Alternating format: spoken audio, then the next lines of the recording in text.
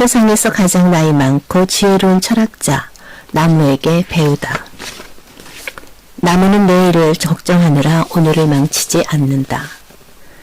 서울 청계산 원턱골 입구에서 매봉에 이르는 길목, 등산객의 편의를 위해 만들어진 돌계단을 오르다 보면 제일 먼저 작은 정자를 만나게 된다.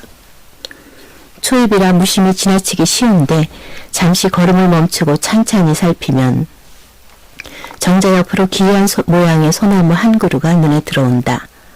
몸통이 마치 피리장단에 고개를 든 코브라처럼 휘어있어 소나무를 처음 본 사람들은 실소를 터뜨린다.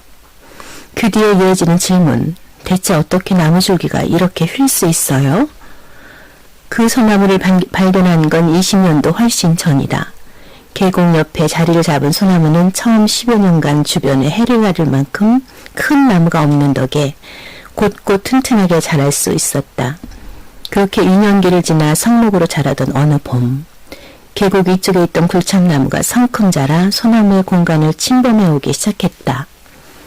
모든 나무가 그렇지만 특히 햇볕을 많이 받아야만 제대로 클 수 있는 소나무는 저보다 훨씬 빨리 자라는 굴참나무에게 위협을 느꼈는지 우둥지, 나무줄기의 맨 꼭대기 부분으로 어느 방향으로 뻗어나갈지를 결정한다. 이에 끝눈의 방향을 계곡 쪽으로 틀었다. 다행히 계곡 인근에는 그늘을 들일 큰 나무가 없었기 때문에 햇볕이 충분했지만 자라는 방향을 틀어버린 탓에 몸통은 기역자꼴이 되고 말았다. 그렇게 자라기를 또 몇 해, 이번에는 굴참나무를 대신해 계곡 반대편에 있던 상본나무의 가지 끝이 소나무를 향해 자라기 시작했다.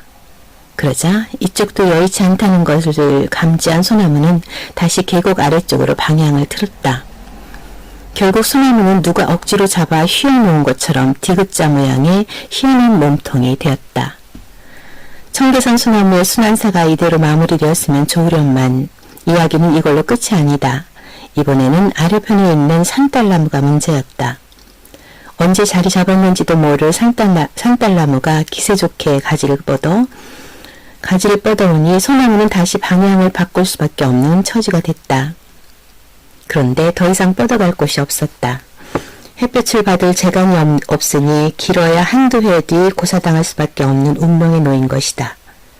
바로 그 순간 예기치 않은 도움의 손길이 찾아왔다.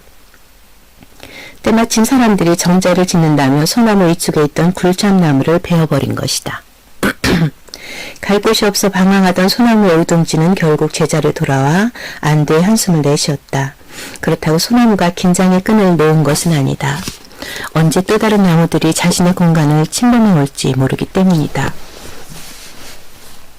나무는 늘 변함없이 자리를 지키고 있는 것처럼 보이지만 사실 주변 환경의 변화에 가장 민감한 생명체다.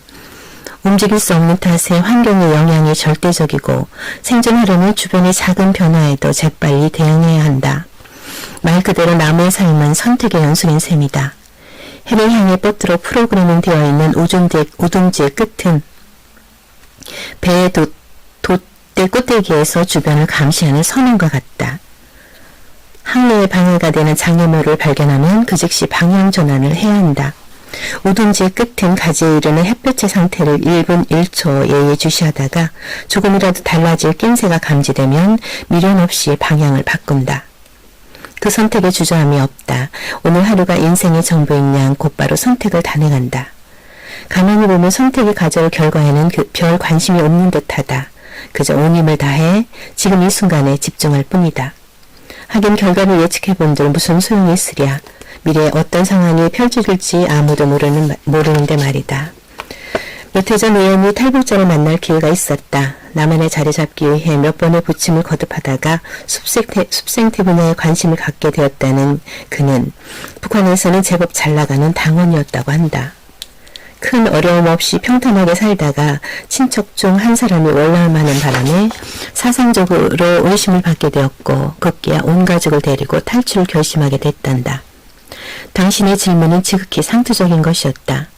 북한은 살기가 좀 어때요? 그런데 돌아오는 대답이 뜻밖이었다.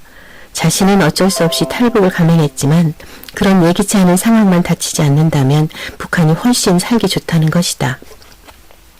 남쪽의 어떤 점이 북한보다 살기 어렵게 느껴졌는지 묻자 그가 말했다.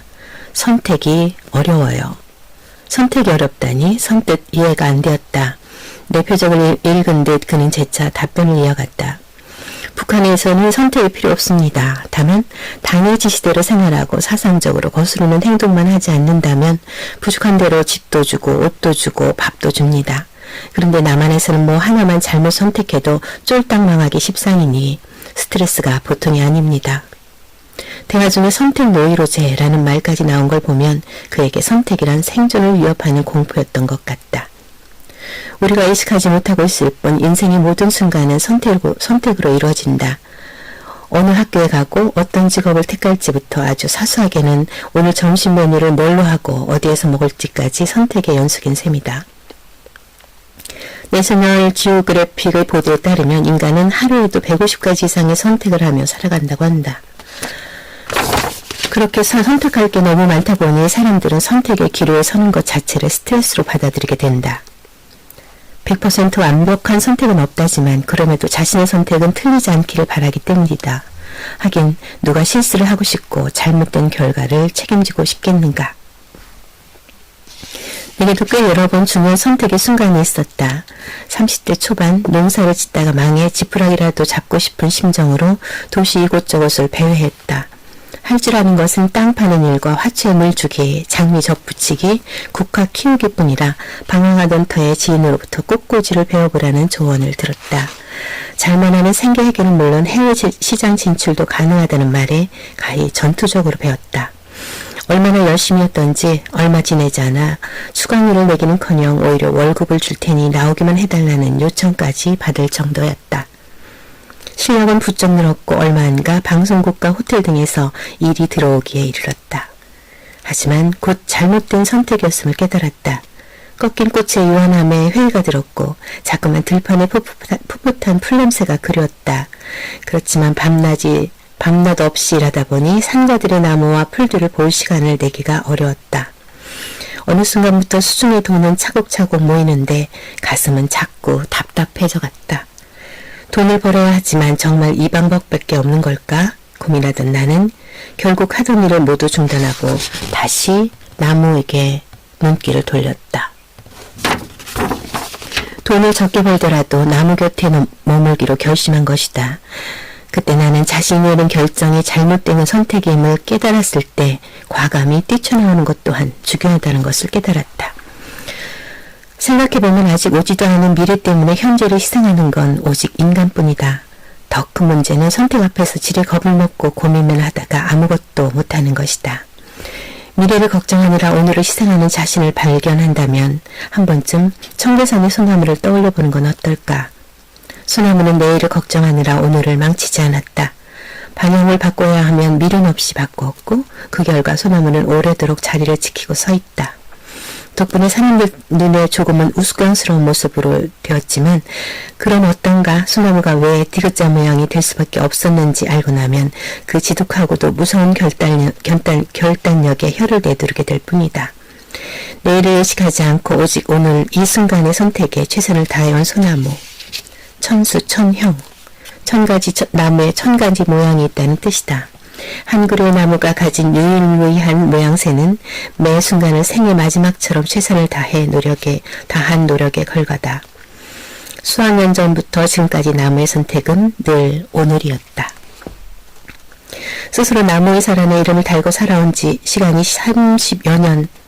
이제 머리에는 흰서리가 내리고 어느덧 인생의 후반기에 접어들었지만 여전히 선택은 어렵다.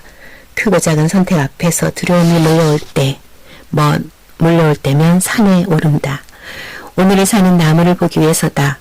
아직 오지 않은 내일을 계산하느라 오늘을 망치고 스스로를 죽이는 내가 되지 않기 위해 몸으로 전하는 나무의 조언을 듣는다.